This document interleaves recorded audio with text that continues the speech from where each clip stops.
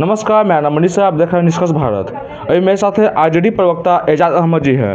Sir, Lok Sabha का election का सब डेट भी आ गया है, लेकिन सीट शेयरिंग तक नहीं हो पा रहा है सर। सीट शेयरिंग सब फाइनल है, समय आने पर सब कुछ क्लियर हो जाएगा। हम उन लोगों की तरह नहीं हैं जो अपने गठबंधन के एलायंस को किस तरह का खेल खेलवा रहे हैं और किस तरह से खेल खेल रहे हैं, यह स्पष्ट रूप से दिख रहा है।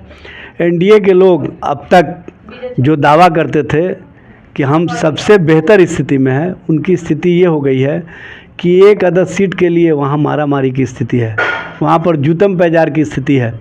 और सबसे बड़ी बात यह है कि केंद्र के मंत्री पशुपति पारस को किस तरह से इन लोगों ने बेइज्जत किया है, किस तरह से उनके साथ व्यवहार किया है, ये स्पष्ट रूप से दिख रहा है। भारतीय जनता पार्टी अपने एलायंस पार्टनर को, हम लोग पहले से कहा करते थे कि इनको 12th मैन के रूप में रखे हुए हैं, समय आने पर इन लोगों का इस्तेमाल करो और फेंक दो की जो नीति भारतीय जनता पार्टी की रही है, उसी के तहत इस तरह का कार्य करेंगे। अब वो दिख रहा है, ये बताने की अब आवश्यकता नहीं है, क्योंकि उनके साथ जो सत्ता और लोभी का गठबंधन बना है, उसके बाद से इन लोगों को लगता है कि और जो एलायंस पार्टनर हमारे साथ हैं उनको धीरे धीरे रास्ता दिखा देना चाहिए। तो ये रास्ता दिखाने का प्रयास है, और इसीलिए आप देख रहे हैं किसी को एक सीट, किसी को आधा सीट, किसी को कुछ सीट नहीं, इस तरह का राजनीति कर रहे हैं।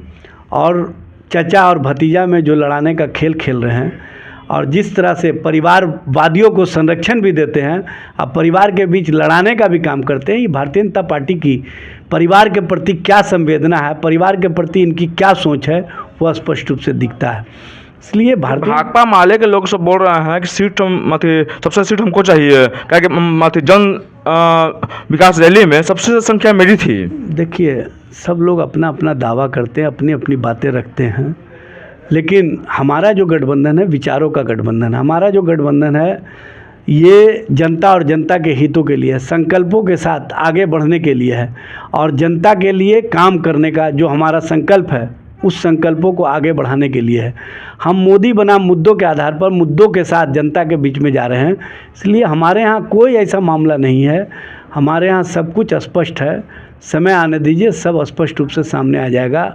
लेकिन जो लोग खुद को कहा करते थे एक अकेला सब पर भारी, उनकी स्थिति ये हो गई है कि एक एक सीट के लिए उनको करनी पड़ रही है यारी, और किस तरह की राजनीति कर रहे हैं, किस तरह का खेल खेल रहे हैं, वह स्पष्ट रूप से दिख रहा है। ये अब बताने की आवश्यकता नहीं है। सर, ठीक है, प्रधानमंत्री उम्मीदवार कौन होंगे सर? देखिए, हमारा जो चुनाव मैदान में इंडिया गठबंधन जा रहा है वो मुद्दों के आधार पर जा रहा है, और मुद्दा सबसे बड़ा होता है, व्यक्ति बहुत छोटा होता है।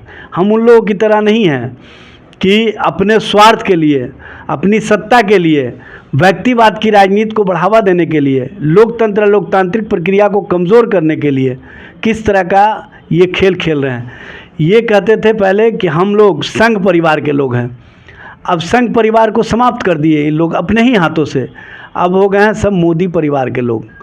तो व्यक्तिवाद की राजनीति जहाँ हावी हो जाए, जहाँ व्यक्तिवाद हावी हो जाए, वहाँ पर लोकतंत्र लोकतांत्रिक प्रक्रिया कमज़ोर हो जाता है।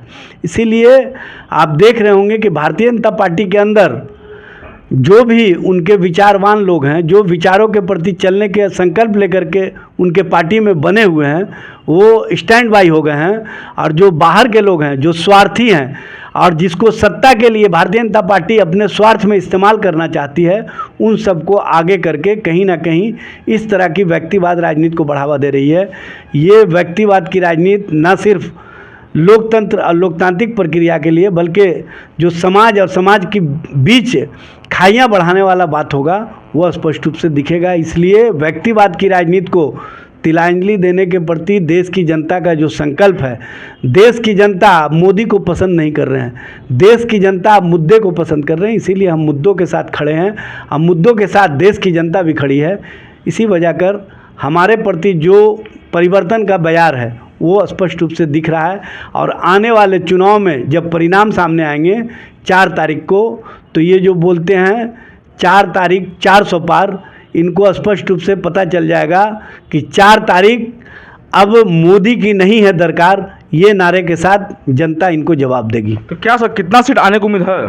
देखिए, सीट तो हमारे पास जितना आएगा वो भारतीय जनता पार्टी के एलाइज एनडीए के लोग कल्पना में भी नहीं सोचे होंगे, चूँकि जनता और जनता का जो समर्थन है वो हमारे प्रति है, जो जन विश्वास है वो हमारे प्रति है।